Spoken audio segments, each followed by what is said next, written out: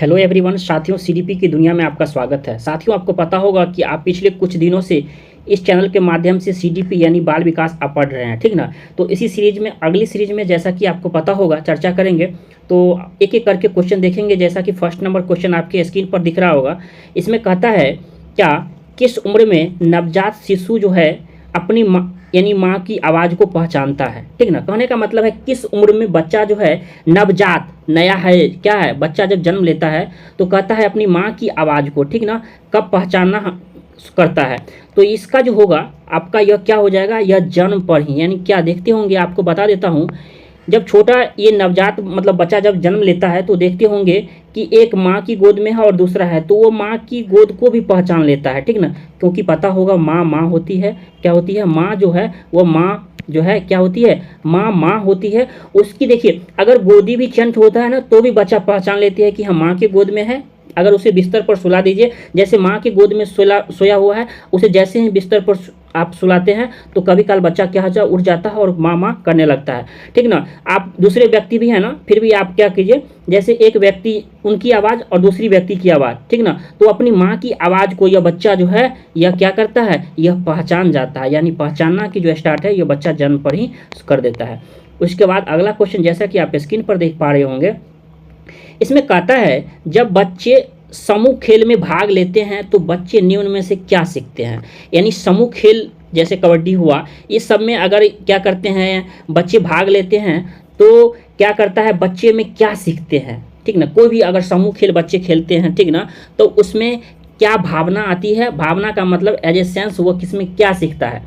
तो बच्चे में प्रतिस्पर्धा, कंपटीशन की भावना वो भी आता है कि अच्छा वाह मोहन क्या किया, मोहन मैच जीत गया, तो उसमें कंपटीशन की भावना, अगली बार मैं जीतूंगा। सहयोग की भावना, ओह कि वो क्रिकेट खेल रहा था ना तो उसके पैर में थोड़ा चोट लग गया तो फिर मैंने क्या किया, उसको मलहम लगा दिया, तो ये क्या है, सहयोग की भावना। संघर्ष, ओ मेहनत तो करना पड़ता है, ठीक ना। तो इस प्रकार अगर देखें तो ये क्या हो जाएंगे, इनमें से ये सभी हो जाएंगे। जब बच्चा समूह खेल खेलता है तो ये उसके साथ साथ प्रतिस्पर्धा भी है, वो उसमें सीखते हैं बच्चे, इसके साथ सहयोग की भावना भी, संघर्ष, यानी इस प्रकार कहे तो ये क्या हो जाएगा, ऑप्शन नंबर डी जो है यह करेक्ट हो जाएगा, ठीक ना। अगला क्वेश्चन, जैसा कि आप स्क्रीन पर देख पा रहे होंगे, इसमें कहता है निम्नलिखित में से कौन सा कारक अधिगम प्रक्रिया को प्रभावित नहीं करता है, आपके लर्निंग प्रोसेस को क्या करता है, प्रभावित नहीं करता है। देखिएगा पूछा जा रहा है आपसे, नहीं है, ठीक ना। तो क्या करता है, संस्कृति, आवश्यकता, निविष्ट, और इसके बाद जो आपका है यहाँ है मापन। तो यह जो होगा इसका उत्तर आपका क्या हो जाएगा, मापन होगा।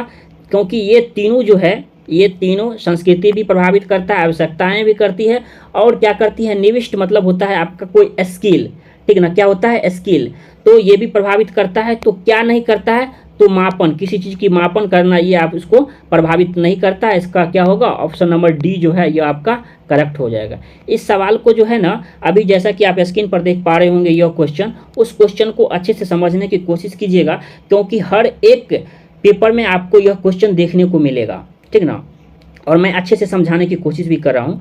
कहता है एक बालक पहले पूरे हाथ को, फिर उंगलियों को तथा फिर हाथ को और उंगलियों को एक साथ चलाना सीखता है। यह उदाहरण वृद्धि और विकास के कराए किस सिद्धांत पर योग दर्शाता है, यानी किस सिद्धांत को फॉलो करता है।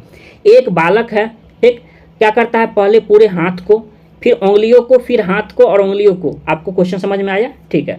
इसके बाद मैं इसको बनाने का तरीका बताता हूँ। एक देखिए, उसका जो उत्तर होगा वो आपका एकीकरण सिद्धांत होगा, ठीक ना। आज के बाद यह जो है सिद्धांत है, कभी नहीं भूलिएगा। जैसे मैं बताता हूँ, एक वस्तु यहाँ रखी हुई है, एक मान लीजिए ये खिलौना है, कोई वस्तु है, एक बच्चा जो है इधर से आ रहा है, क्या बच्चा इधर से आ रहा है, ऐसे ऐसे कर रहा है। जब वो आएगा बच्चा तो देखते होंगे उसके पीठ में छोटा बच्चा रहता है, ठीक ना, छोटा रहता है, तो वो पूरे पेट से, पूरे हाथ से, बॉडी से आगे बढ़ने की कोशिश करता है, यहाँ तक आता है, यहाँ तक आता है। जैसे ही यहाँ तक आ गया, यहाँ तक यानी स्टार्ट यहाँ से किया और यहाँ तक आया, तो बच्चा क्या करता है, उसको हाथ से पकड़ने की कोशिश करता है। क्या करता है, हाथ से पकड़ने की कोशिश करता है। क्योंकि देखते होंगे बच्चे जो ठोहनियाँ देते होंगे, कहते आप जानते होंगे ठोहनियाँ देना मतलब होता है, मतलब पेट के बस पर यहाँ से यहाँ तक चला जाता है, ठीक ना। देखते होंगे बच्चा जो है कभी यहाँ है और देखिए उसको पैदल उसको चलने नहीं भी आएगा तो पेट के सहारे यहाँ यहाँ यहाँ यहाँ बहुत दूर तक चला जाता है। अगर उसके पास खिलौना यहाँ देख लिया तो फिर क्या करेगा, इतना दूर तक आ गया, जब उसको पता चलेगा कि ओ अब हम हाथ से पहुँचा सकते हैं तो हाथ से पकड़ने की कोशिश, यानी पूरे पहले क्या किया, पूरे बॉडी के हर एक पार्ट को पूरे दम लगाया कि हम वहाँ तक पहुँचे, फिर बाद में लगा हाँ आप कर सकते हैं तो हाथ से। तो इस प्रकार उसे एकीकरण सिद्धांत कहा जाता है। क्या कहा जाता है, एकीकरण सिद्धांत, यानी पहले पूरे हाथ को, फिर उंगलियों को तथा फिर हाथ और उंगलियों को एक साथ चलाना सीखता हो तो इस प्रकार के जो प्रश्न मिलता हो तो आपको पता होगा साथियों इसका क्या हो जाएगा, इसका आपका एकीकरण सिद्धांत आपका उत्तर हो जाएगा। ऐसे प्रश्न जो है डायरेक्ट ऐसे पूछे जाते हैं जैसा कि आप देख पा रहे होंगे, तो आपको गलती नहीं होगा, आप एकदम ठीक ना बिना सोचे भी आपको क्या कर सकते हैं, उसको हल कर सकते हैं। ठीक, उसके बाद अगला क्वेश्चन जैसा कि आप स्क्रीन पर देख पा रहे होंगे, कहता है किस मनोवैज्ञानिक के अनुसार विकास एक सतत और धीमी प्रक्रिया है। सबसे पहले जान लेते हैं कि विकास जो है ये कहता है सतत, यानी क्या, एक कंटिन्यूटी में आपका क्या होता है, लगातार, और धीमी प्रक्रिया ऐसा नहीं है किसी भी व्यक्ति में एकाएक बहुत सारा क्या हो जाएगा, बहुत सारा विकास हो जाएगा, ऐसा नहीं होता। यह एक धीमी प्रोसेस है, यानी धीरे धीरे बच्चे में ऐसे ऐसे ऐसे ऐसे ऐसे होता है। जैसे आप मान लीजिए आप आज बाल विकास पढ़ रहे हैं, ठीक, तो ऐसा थोड़ी ना था कि जब आपने बाल विकास पढ़ना स्टार्ट किया उस समय सब कुछ आ गया, नहीं, धीरे धीरे यह जो प्रोसेस है ना, यह किसी भी इंसान में या कोई भी में यह क्या है, यह एक धीमी प्रक्रिया है। तो कहता है यह किसने कहा है, इसका मतलब यह वन लाइनर थॉट है और इसका कोई जो होगा यह एक मनोवैज्ञानिक होगा जैसा कि आपको पता होगा, और इसका क्या होगा, यह इसका उत्तर स्किनर हो जाएगा। ठीक ना, तो इसका उत्तर क्या हो जाएगा, स्किनर। उसके बाद अगला क्वेश्चन जैसा कि आप स्क्रीन पर देख पा रहे होंगे, उसमें कहता है कि व्यक्तित्व, यानी व्यक्तित्व क्या होता है, पर्सनैलिटी विकास की अवस्था है। ये हमारे पर्सनैलिटी जो है ये डेवलपमेंट की अवस्था है। क्या अभिवृद्धि एवं वृद्धि, व्यक्तिवर्त अध्ययन या उपचारात्मक अध्ययन, या इनमें से कोई नहीं। तो पर्सनैलिटी जो होता है यह हमारा, यह क्या होता है, अधिगम, यानी लर्निंग, और क्या है, यह ग्रोथ का की है। तो इस प्रकार देखिए, जैसे अब व्यक्तित्व है, किसी व्यक्ति के व्यक्तित्व को तो क्या है, यह उसकी अधिगम एवं वृद्धि को भी क्या करता है, वह दर्शाता है। जैसे मान लीजिए एक व्यक्ति में कहते होंगे वाह उसका पर्सनैलिटी कितना अच्छा है, यानी क्या किया उन्होंने, उसमें क्या हुआ है, उसमें अधिगम भी, इसके साथ साथ अधिगम में क्या हुआ, उसमें क्या हुआ है, प्लस हुआ है, यानी वृद्धि हुआ है। इस प्रकार व्यक्तित्व में जो होगा हमारा ये अधिगम और वृद्धि हो जाएगा। ठीक ना, तो उसको ऐसे सवालों को चुटकियों में सॉल्व करना है। जैसे ये क्वेश्चन को देख पा रहे होंगे, यह क्वेश्चन भी बार बार आ रहा है। कहता है बुद्धि के संबंध में कौन सा कथन क्या है, यानी कह रहा है बुद्धि के कथन, मतलब बुद्धि का एक तरह से परिभाषा के रूप में कहता है, यानी कौन सही कथन क्या है, आपसे पूछा जा रहा है सही कथन। पहला है समायोजन करने की क्षमता का नाम बुद्धि है। देखिए समायोजन करने की क्षमता का नाम, देखिए इस क्वेश्चन जो है ना ये बार बार, मतलब हर एक, कौन ऐसा सीटेट का देख लीजिएगा पेपर जिसमें यह बुद्धि से प्रश्न नहीं आया, और आता है यहाँ से 2 से 3 नंबर फिक्स है। तो एक एक ऑप्शन को समझने की कोशिश करेंगे, क्योंकि यह नहीं है इसका उत्तर वो उपयुक्त सभी हो जाएगा, नहीं, ये नहीं समझना है कि इसका उत्तर उपयुक्त सभी होगा, समझना है एक उत्तर होगा तो 3 क्यों नहीं हुआ, क्योंकि आप सीडीपी पढ़ रहे हैं ना। 30 दिन में जैसा मैंने कहा था कि सीडीपी का बादशाह बनना है, सीडीपी में इतनी पकड़ मजबूत करनी है जितनी कि आप कल्पना नहीं कर सकते हैं। 30 दिन के बाद आपको जरूर पता चलेगा। कहता है समायोजन करने की क्षमता का नाम बुद्धि है। क्या कहता है, कहता है इस शब्द को देखिएगा, समायोजन करने की क्षमता का नाम बुद्धि है। मैं एक बात एग्जाम्पल के तौर पर बताता हूँ। एक हस्बैंड है और एक वाइफ है, ठीक, कभी दोनों में झगड़ा होता है तो फिर उसको क्या होता है, सल्टिया जाता है। सल्टियाने का मतलब क्या होता है, दोनों में फिर बाद में क्या होता है, सामंजस्य हो गया, समायोजन कर लिया कि ओह अच्छा चलो कोई गलती है तो सॉरी मांग लो। जैसे बॉयफ्रेंड है, ठीक ना, कोई उसकी दोस्त है, बॉयफ्रेंड कोई गर्लफ्रेंड है, तो क्या हुआ उसमें किसी कारणवश झगड़ा हो गया। जब झगड़ा हुआ तो क्या हुआ, स्थिति बिगड़ती है, फिर बाद में क्या हुआ, अरे बाबू मान जाओ ना, आज गलती, चलो सॉरी से गलती मान लिए, ठीक ना, सॉरी कर लिए, बात खत्म। तो क्या हुआ, समायोजन कर लिए, मैंने दोनों में सामंजस्य कर लिया, तो उसका भी नाम बुद्धि है। एक फैमिली को जैसे झगड़ा होता है, कोई भी होता है, तो उसमें क्या कर लिया, समायोजन कर लिया, ये बुद्धि का ही बात है ना। चलो छोड़ो, अब मान लीजिए कहेगा कि नहीं हम झगड़ा, तुम ऐसे बोला, क्यों बोला, अरे यार बोला तो सॉरी तो मांग लिया, तो यार ये बुद्धि को दर्शाता है कि चलो सॉरी मांग लो, अपने रिलेशन को बचा लो, यह भी बुद्धि का काम है। ठीक ना। तो आपको भी कभी दोस्ती किसी से झगड़ा होता है ना, तो चलिए छोड़िए, बुद्धि का कमाल है, छोड़िए दोस्त, सॉरी, चलो अब अच्छे से रखते हैं, ठीक ना। तो यह आपका यहाँ से प्रश्न जो है प्रत्येक साल पूछा जाता है। उसके बाद है सीखने की क्षमता का नाम बुद्धि है। अगर आप सीखते हैं, ठीक ना, तो उसकी कैपेसिटी होती है, यानी सीख रहे हैं तो वह भी क्या है, एक तरह से बुद्धि ही दर्शाता है। संक्षिप्त तार्किकता हमारा जो है क्षमता का नाम बुद्धि है, यानी किसी भी चीज़ को तर्क करते हैं, समझते हैं, तो इस प्रकार क्या हो जाएगा, इस प्रकार आपका उपरोक्त सभी जो है ऑप्शन नंबर डी जो है यह आपकी करेक्ट हो जाएगी। तो इस सवाल को आप जरूर स्क्रीनशॉट कर लीजिए और उसको समझने की कोशिश कीजिएगा, क्योंकि यहाँ से 2 से 3 नंबर आपके परीक्षाओं में आते हैं, और जो फिक्स रहता है ना आते हैं, तो उसे कभी टालना नहीं चाहिए। कहता है अगला क्वेश्चन, जैसा कि देख पा रहे होंगे, मनोविज्ञान शिक्षा का आधारभूत विज्ञान है, ठीक ना। ये हमारा आधारभूत विज्ञान है। कहता है यह किसने कहा है, यानी किस साइकोलॉजिस्ट ने कहा है कि मनोविज्ञान जो होती है ना, यह क्या है, शिक्षा का क्या है, आधारभूत विज्ञान है। यह हमारा स्किनर महोदय जी ने कहा है। तो आप इसे जरूर कॉपी में लिख लीजिए और इसे याद कर लीजिए, ठीक ना। अगला क्वेश्चन, जैसा कि आप स्क्रीन पर देख पा रहे होंगे, यह क्वेश्चन भी आपके सीटेट में 3 से 4 बार आए हुए हैं, ठीक ना। कहता है बच्चों को सीखने की प्रक्रिया में माता पिता की डैश भूमिका निभानी चाहिए।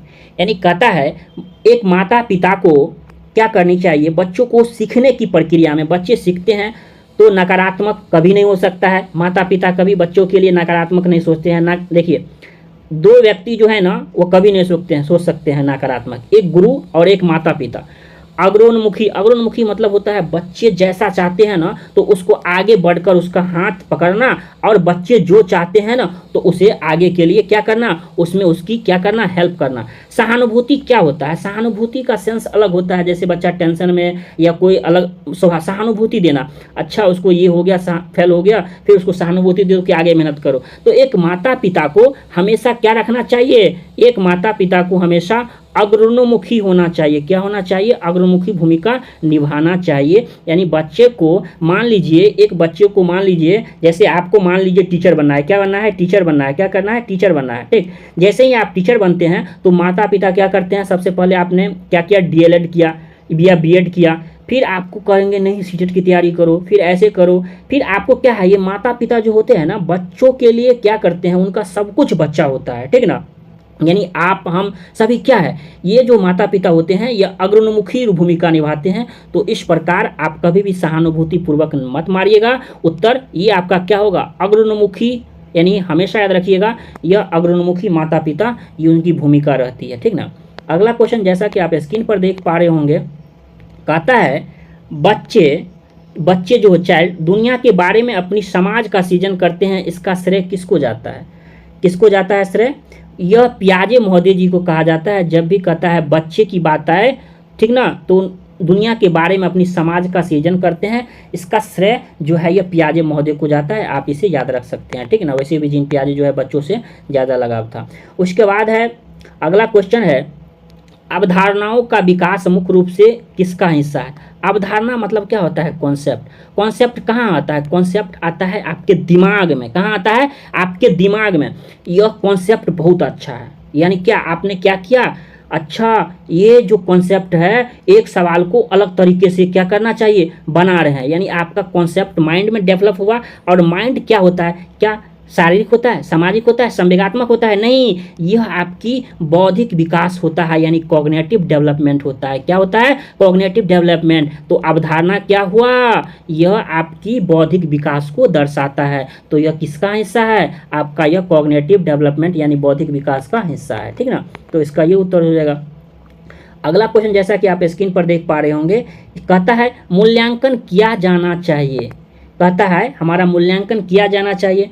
मूल्यांकन से बच्चे पढ़ेंगे, इससे बच्चों की उपलब्धि का पता लगता है, बच्चों को सीखने के स्तर का ज्ञान होता है, शिक्षकों की जो हमारी उपलब्धि का पता लगता है। देखिए मूल्यांकन इसीलिए किया जाता है, किस लिए किया जाता है, मूल्यांकन इसीलिए किया जाता है कि बच्चों को सीखने के स्तर का ज्ञान होता है। इसका मतलब बच्चे ने कितना सीखा, कैसे बच्चे को आगे नेक्स्ट जो होगा तो उसे कैसे सिखाएंगे। तो हम जो पढ़े हैं, यानी पढ़ने का मतलब है आपने एक टीचर के नाते जितने बच्चों को पढ़ाया है तो बच्चे ने आपकी स्किल को कितना सीखा है, ये तो जरूरी है। तो सबसे ज़्यादा होता है उसकी उपलब्धि का पता लगाना नहीं होता है, सबसे ज़्यादा होता है बच्चों को सीखने का स्तर, यानी किस स्तर में सीख रहा है, उसका जो स्तर जो शब्द है इससे क्या किया जाता है, मूल्यांकन किया जाता है। इस प्रकार ऑप्शन नंबर आपका क्या हो जाएगा, यानी आपका ऑप्शन नंबर सी जो करेक्ट हो जाएगा। अगला नंबर और इस सेशन का लास्ट क्वेश्चन जैसा कि आप स्क्रीन पर देख पा रहे होंगे, कहता है शिक्षा मनोविज्ञान की दृष्टि से निम्न में से कौन सा कथन सत्य है। आपसे पूछा जा रहा है। एक बात और बता देता हूं साथियों, जब भी आप प्रश्नों को सॉल्व करेंगे तो सत्य हैं और असत्य हैं, इस चीज़ को जरूर ध्यान दीजिएगा, क्योंकि ऐसे भी परीक्षाओं में है क्या होता है, आपको गलती होने का ज़्यादा डर रहता है, तो इस गलती को दूर ही कर दीजिए, ठीक ना। तो उसमें कहता है सत्य है, यानी क्या आपसे सही है, टिक लगा लीजिएगा। वैसे अब ऑनलाइन जो पेपर हो रहे हैं सीटेट में तो टिक लगाने नहीं, लेकिन गौर जरूर कीजिएगा। कहता है बच्चे अपने ज्ञान का सृजन स्वयं करते हैं, विद्यालय में आने से पहले बच्चों का कोई पूर्व ज्ञान नहीं होता। ये गलत बात है। बच्चे जो है ना, ये क्या होते हैं, खाली स्लेट नहीं होते, उसे कुछ ना कुछ जरूर जानते हैं। अधिगम प्रक्रिया में बच्चों को कष्ट होता है। अरे कष्ट क्यों होगा बच्चों को, आप अच्छे से पढ़ाइएगा तो बच्चों को कष्ट क्यों होगा, ठीक। उसके बाद है डी नंबर है, बच्चे यथावत वही सीखते हैं जो उन्हें पढ़ाया जाता है। ऐसा तो नहीं होता है जो आप पढ़ाते हैं बच्चे ये सीखते हैं। बच्चे परिवार में कहीं भी बच्चे कभी खेलते खेलते खुद सीख जाते हैं। अरे ये देखिए, मान लीजिए ये क्या है, डिबिया है। डिबिया जानते होंगे आप, ठीक ना, लालटेन में डिबिया देखते होंगे। डिबिया क्या हो रहा है, जल रहा है। डिबिया ऐसे जल रहा है तो एक बच्चा आता है और उसको छू देता है। क्या करता है, बच्चा छू देता है तो उसे क्या होता है, पक गया। तो नेक्स्ट बार वो नहीं छुएगा, जबकि उसे कोई सिखाया नहीं। लेकिन क्या हुआ, उन्हें छुआ, लगा कि ओहो इसे पक जाता है, मुझे दुखता है, तो अगली बार क्या करेगा, उसे डरेगा। तो आपने तो सिखाया नहीं, सीखा खुद। तो ऐसे नहीं होते हैं, बच्चा जो है यथावत वही सीखते हैं जो उन्हें पढ़ाया जाता है बच्चे। तो इस प्रकार क्या होगा, इसका ऑप्शन नंबर जो है यह ए जो है यह करेक्ट हो जाएगा। बच्चे अपने ज्ञान का सृजन जो है ये स्वयं करते हैं। तो इस प्रकार साथियों आपका कितना स्कोर रहा कमेंट करके जरूर बताइएगा। और एक बात जरूर आपसे मैं पूछना चाहता हूँ, यह सेशन कैसा लग रहा है, यह सेशन कैसा लग रहा है, आप लोग जरूर कमेंट करके बताइएगा कि मैंने यह CDP के लिए स्टार्ट किया हूँ, यह सेशन कैसा लग रहा है और आप सबको क्या इससे फ़ायदा मिल रहा है। अगर फ़ायदा मिल रहा है तो कमेंट करके भी जरूर बताइएगा। और एक अगर इस चैनल पे पहली बार आए हैं तो चैनल को सब्सक्राइब जरूर कर लीजिए और दोस्तों तक वीडियो को ज़्यादा से ज़्यादा जरूर शेयर कीजिए, ठीक ना। जय हिंद, जय भारत।